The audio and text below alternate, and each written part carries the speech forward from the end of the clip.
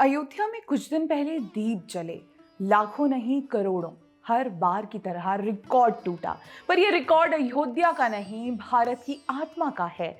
क्योंकि ये दीप सिर्फ मिट्टी के नहीं, विचार के बने हैं। ये वो विचार है जिसे कभी मिथ कहा गया, जिसे लोक कथा कहकर दरकिनार किया गया, पर जिसने हर दौर में इस देश को जोड़े रखा।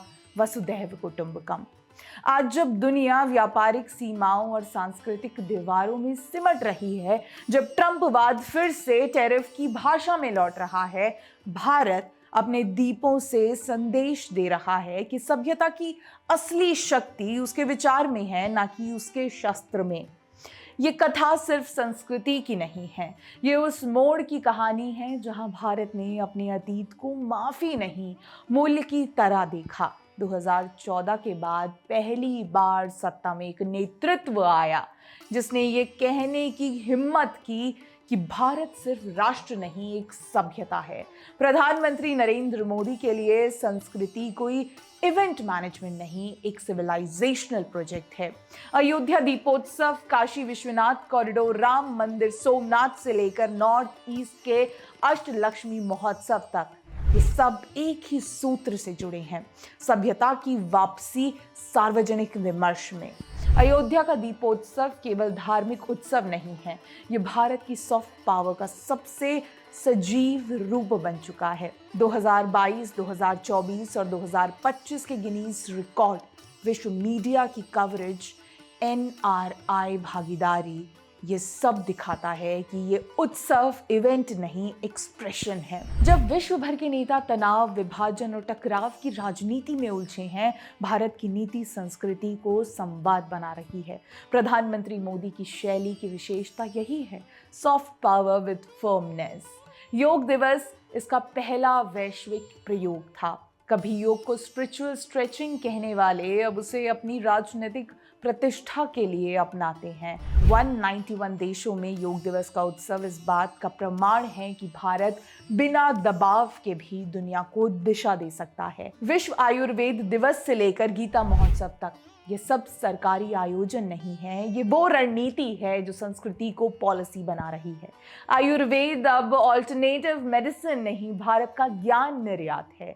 गीता महोत्सव अब सिर्फ कुरुक्षेत्र का आयोजन नहीं, बल्कि विश्व मंच पर धर्म यानी कर्तव्य का पुनर्परिचय है। सूरजकुंड मेला, अष्टलक्ष्मी महोत्सव, भारत पर्व, ये सब इस बात के उदाहरण हैं कि विविधता का अर्थ अब सिर्फ टॉलरेंस नहीं, सेलिब्रेशन है।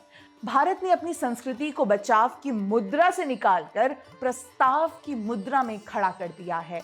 अब हम ये नहीं कहते कि हम भी महान हैं, अब हम बस दिखा रहे हैं और दुनिया स्वीकार कर रही है। प्रधानमंत्री मोदी के दौर में ये बदलाव सबसे निर्णायक है। पहले संस्कृति का मतलब या तो चुनावी मंच का भाषण होता था या मंत्रालय का बजट। कभी आर्कियोलॉजिकल और हेरिटेज साइट पर लगे पत्थर, तो कभी म्यूजियम और हैबिटेट सेंटर के नाम पर रिसर्च के कागजात। अब ये भारत की विदेश नीति का हिस्सा है। हर भारतीय दूतावास सब केवल वीजा सेंटर नहीं, एक सांस्कृतिक प्रतिनिधि बन गया है। योगा मिशंस और कल्चरल सेंटर्स के माध्यम से भारत ने अपनी पहचान को स्थायी राजनीतिक पूंजी में बदला है। कुंभ मेला, जिसे यूनेस्को ने अमृत विरासत की सूची में शामिल किया है, 660 मिलियन श्रद्धालुओं का आयोजन बन गया और ये दुनिया के लिए मैनेजमेंट केस स्टडी है। ये दिखाता है कि भारत आध्यात्मिकता और प्रशासन का विरोध नहीं, पूरक मानता है। ये विडंबना नहीं तो और क्या है कि पश्चिम आज स्पिरिचुअल टूरिज्म बेच रहा है, जबकि भारत उसे लिविंग ट्रेडिशन के रूप में जी रहा है।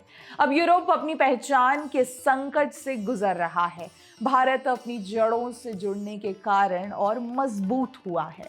दुनिया का नेशनलिज्म अब विभाजन का प्रतीक है, भारत का राष्ट्रवाद सर्वसमावेशी चेतना का परिचायक है। दुर्गा पूजा का यूनेस्को में दर्ज होना, देव दीपावली की विश्व मान्यता, अयोध्या दीपोत्सव का गिनीज रिकॉर्ड, ये सब भारत का ये कहना है कि हम अपनी आस्था को अंतर्राष्ट्रीय वैधता से नहीं, आत्मसम्मान से मापते हैं।